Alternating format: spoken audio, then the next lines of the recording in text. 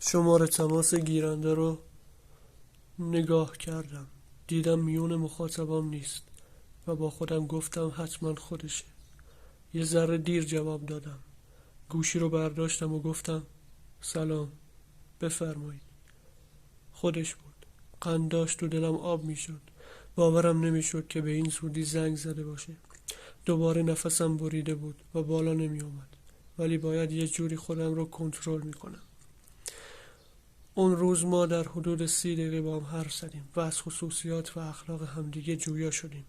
دیگه ساعت نزدیکای 12 شب بود که خداحافظی کردیم و وای خدای من واقعا دیگه داشتم به سجده می افتادم. اصلا باورم نمیشه. من که اصلا از دختر خوشم نمی اومد. به این زودی تونسته باشم نظریه دختر رو اینقدر به خودم جلب کنم.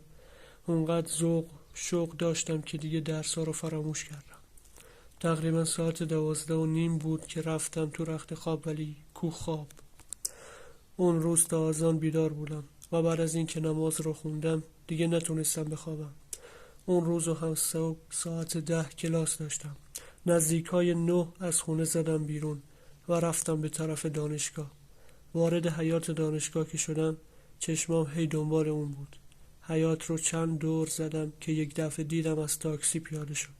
تا منو دید ذوق کرد و اومد جلو و گفت سلام، خوبی؟ چون تا کلاس 15 دقیقه وقت داشتیم. همونجا تو حیاط رو صندلی نشستیم و با هم حرف زدیم. دیگه از اون روز به بعد تقریبا خیلی از موقعها با هم بودیم و به قدری به هم وابسته شده بودیم که اگر یه روز هم دیگه رو نمیدیدیم احساس میکردیم یه چیزی رو گم کردیم. 3 ماه از رابطه ما میگذشت و دیگه واقعا هر دومون احساس میکردیم که به اندازه ما کسی وجود نداره که عاشق هم باشیم. من همونطور که گفتم چون با دخترها ارتباط نداشتم خیلی از رابطه ها و طرز حرف زدن ها برام مفهومی نداشت. یه روز که خیلی باهاش حرف میزدم نگو دوستم کنار منه و همه حرف هامو شنید.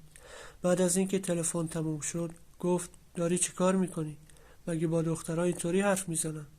اینطوری حرف بزنی من بهت قول میدم که رابطتونی به 1 سالم نمیکشه.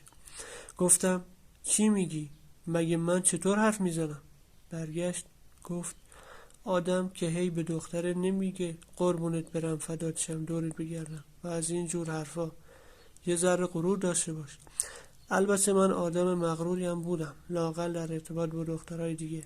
حتی پیش اومده بود که دخترای کلاس به من گفته بودن که خیلی مغرورم، ولی نمیدونم چرا با این یکی نمیتونستم غرور داشته باشم. اون روز اون حرفا رو زیاد جدی نگرفتم. روزها از پی هم میگذشت و ما هر روز عاشق‌تر از دیروز بودیم. یک روز خوب پاییزی بود که اون ازم خواست تا بیام جلو و با خانواده‌اش حرف بزنم. تا اون موقع رابطه ما 5 ماه بود. من که تو تصمیم خودم جدی بودم شماره خونش رو گرفتم و شب رفتم و قضیه رو با مادرم در میون گذاشتم. یه هفته رو مخ مادرم کار کردم تا بالاخره راضی شد. مادرم یه هفته بعد از اینکه من باهاش حرف زدم زنگ زد به مادر دختره و اجازه آشنایی رو گرفت. ولی این وسط یه چیزی بود که درست نبود و اونم این بود که من هنوز درس میخوندم و نه کاری داشتم و نه درآمدی و نه خونه‌ای که بتونم از پس زندگیم بر بیام. وقتی اینا رو باهاش در میون گذاشتم فقط بهم گفت تو بیا جلو و بقیه‌اش با من. من که دیگه دیدم اون این همه به من تمایل داره زیاد مقاومت نکردم و قرار خواستگاری که نه آشنایی رو با هم گذاشتیم.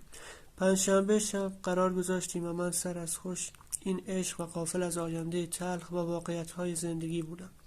من پنجشنبه شب به اتفاق پدر و مادر و برادر بزرگترم رفتم خونه‌شون. تو ماشین و در طی مسیر که میرفتیم هر کی یه تیکه به من میانداخت. آقا دومات رو ببین چه خوش‌تیپه، قربون پسرم برم و از این جور حرفا. بعد از 15 دقیقه رانندگی رسیدیم. من خیلی استرس داشتم و از نتیجه میترسیدم به قدری که دستام میلرزید. همه پیاده شدیم و برادرم زنگ را زد و ما وارد خانه شدیم. استقبال گرمی از ما شد، مخصوصا که پدرش خیلی منطقی به نظر می رسید. دیگه خودتون تصور کنید که مثل همه آشناها هر کس داشت با یکی حرف می زد. همه داشتن اخلاقیات همدیگر را از زیر زبون هم می کشیدن بیرون و منم که هم مثل همه دامادها یه گوشه کیس کرده بودم و سرم پایین بود و حرفی نمی زدم. دیگه بحث یواش یواش به طرف ما کشیده شد و خلاصه بگم که 2 سال وقت گرفتم تا درس هر دومون تموم شه و منم تو این 2 سال قول دادم که یه کاری برای خودم دست و پا کنم و به قولی مرد باشم. دیگه نزدیکای 12 بود که ما اومدیم خونه. وقتی نظر پدر و مادرم رو جویا شدم، اونا نظر مساعدی داشتن و کاملا معلوم بود که از خانواده طرف خوشش اومده. اتفاق جالبن که بعد از خواستگاری افتادی بود که چون تو دانشگاه زیاد به حرف زدن ما گیر نمیدادن.